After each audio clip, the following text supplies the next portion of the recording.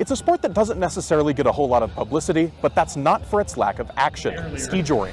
And there was plenty of it to be found up in Red Lodge on Sunday. They're wasting no time getting into jump number one. You can make all the plans that you want, but once that rope goes tight and that horse takes off, it's kind of a let's see what happens.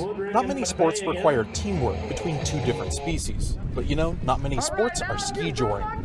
Skiers, riders, and horses compete for the best time around a course that's filled with hazards of jumps and slalom gates. You got to be an outstanding skier, and you got to be an outstanding horseman as well to do well at this. At the end of the day, though, it's the most exhilarating and some of the most expensive skiing that I do. You know, it's at least a couple bucks a second. Duffy Council drove 9.5 hours north from his home in Leadville, Colorado to compete at the National Finals Skijoring Races.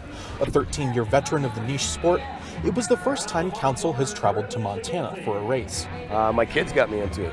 There's a kids event, and when they were, I don't know, 4 and 6 years old, and look up at me and say, "Dad, you're a really good skier. Are you gonna try this?" I thought, well, yeah, why not? I guess give it a whirl. And like I said, it set a hook that happened 14 years ago. And I'm hopeful I can do it for at least one more. Of course, competitors experience their fair share of crashes out on the track, but a crash doesn't stop most from strapping on their skis again to give it another go. But it's worth it. There's nothing else like it. The first time that rope goes tight, you're either one type that says, all right, I'm good to go. I can cross that off my bucket list. Or you're the other type like us where it sets a hook and it sets it deep regardless of your age. I'm a good example. It's exhilarating, and so you can't stop doing it. In Red Lodge, Mitch Laggy, MTN News.